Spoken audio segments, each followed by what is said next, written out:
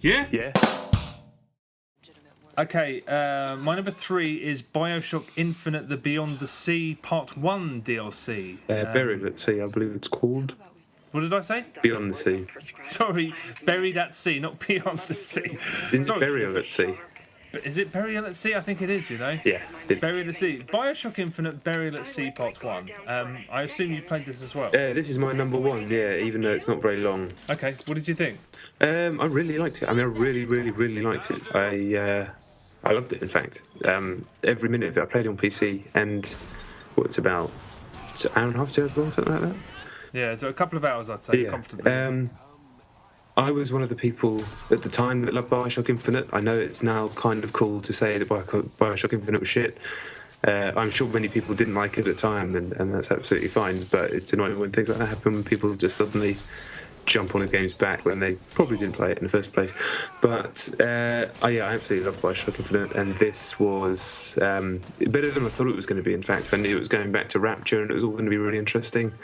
It just looks absolutely stunning on PC. It looks ridiculous. It's probably the best looking game I've played so far. It's a mark up from what Infinite looked like, which was stunning itself. But the way that they do the water and Rapture behind the windows and the shimmering and these like particle effects hanging in the air, it's like, and the art design, it's unreal. So if you don't know what it is, it's kind of an alternate timeline. Booker and Elizabeth down in Rapture. Booker's still a private detective, and Elizabeth comes as she does become the femme fatale very quickly. And the story starts play out like the kind of classic noir murder mystery private type deal, but then quickly changes into something altogether more Bioshocky.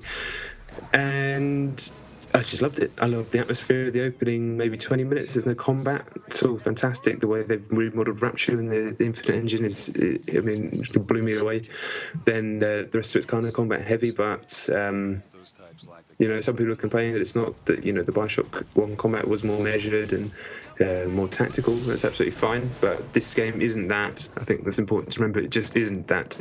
That is that game. This is this game, and I've always enjoyed the Bioshock Infinite combat. It's kind of fast. It's frenetic. If you do it properly by using the plasmids and Satan traps, it is very good, and they've managed to incorporate the skyhook stuff decently, I'd say, narratively into Rapture.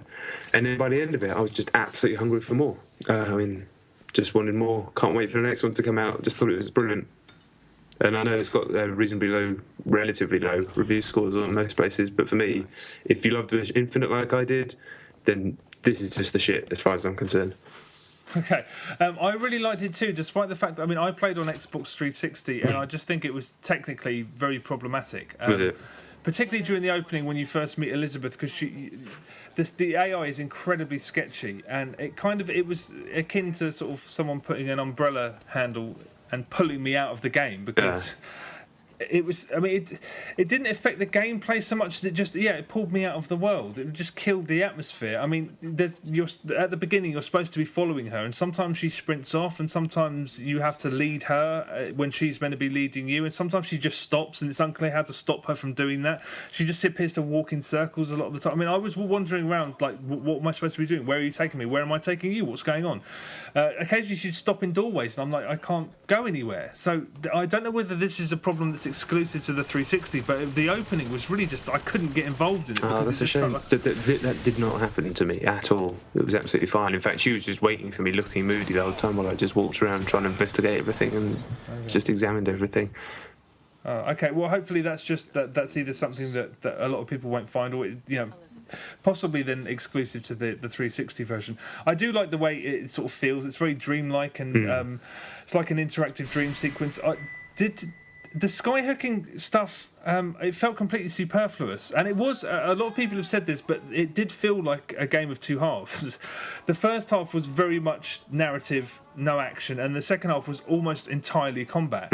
And I didn't think that was jarring or anything. I just thought it was quite strange that they decided to do it like that. The skyhook stuff is very superfluous. On one occasion you use the rails to get somewhere that you couldn't otherwise, but they just seem to put rails in a couple of rooms, and I used it, to sort of spice the combat up a bit, but it didn't really feel like they belonged there. But yeah, I really liked it too. I still think the combat is really fantastic, and although it's difficult because they've split it in half, and I think it might be a Kill Bill situation because there was a bit of a stink about the fact that people paid for a season pass months ago. I mean, when did it come out? Was it March? March, yeah. And now that I have a feeling that it ends quite well, but so did Kill Bill. I'm convinced that it was supposed to be a bit bigger than this, and I was like you, left wanting more, but I don't know whether that's a good thing or a bad thing because it seems like it was unnecessary. I don't know. It's difficult. Maybe this was always envisaged this way. I don't know. It seems like it was.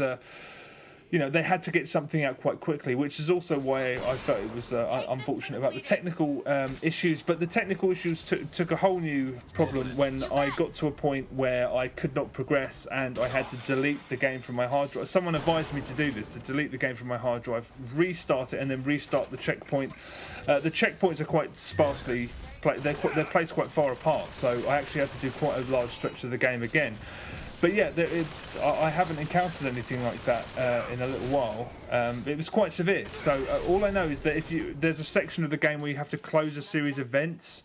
Just make sure that you close the one in the bookstore before you close the one that's right outside the entrance to the showroom. Otherwise, the same thing will happen to you in all probability on Xbox 360. I don't know if it's across all formats, but I got to a point where I literally couldn't progress and I had to go back and do 20-25 minutes. It's not completely awful, but still, that's enough though in a game of that length. Yeah. It's really unfortunate, and I was furious at the time. I just thought I can't believe that this has happened. But whatever. Without that, the game's still definitely recommended. I really want to see what's next. It's just that difficult situation. This really. Yeah, it is. I mean, and it's £12. It was £12 on PC anyway, which is a lot of money for a relatively short amount of games. But I thought the way it brought the Infinite story and concept more than anything into Rapture and tied it all together was just, I don't know, it was very well done, and just it kind of left me scratching my head. And exactly like you said, I've always felt both the main game and this were deliberately dreamlike and kind of almost slightly ethereal, and you're just supposed to kind of the whole time it's like, is this really happening? What?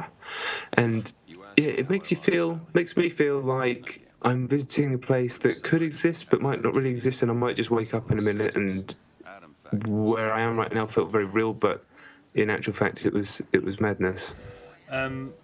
Yeah, I mean, did you hear that there was someone tried to ask Ken Levine very detailed questions about what happens at the end, and he just kind of said, if you start picking at this, it will probably fall apart, so I'm not going to answer any questions on it. And some people might say that's just proof that he's just flying in by the seat of his pants, or it could be just he's very right. I mean, the ending makes sense in the same way that Infinite made sense, which was in the same way that Inception made sense. It makes sense, but I would hate to try and explain it to somebody. Yeah. I'm comfortable with how it felt as a piece of entertainment and as something that was elaborate and complicated, but understandable. But goddamn, I wouldn't want to try and explain it. When this ended, I was like, oh, okay, all right, I understand that, but God, don't ask me any questions about it. And to some people, obviously, that's a weakness, but I don't think that I'll never feel that way about stuff like this. I won't either. Bottom line for me, if you liked Infinite as much as I did, and if you listened to me talk about it, and I think there's a YouTube video of me talking about it when it came out. I think there is. Yeah, I think so. Yeah. If you liked it as much as me, and I know a fuckload of people did, and I went on Metacritic today, and there's a lot of 10s on the user reviews as well. So the whole revisionist history of Bioshock Infinite isn't for everyone. It's just a few people who don't like it. A lot of people still fucking love it. If you're one of those people, you don't want to miss out on this, especially if you love the original 2 games as well.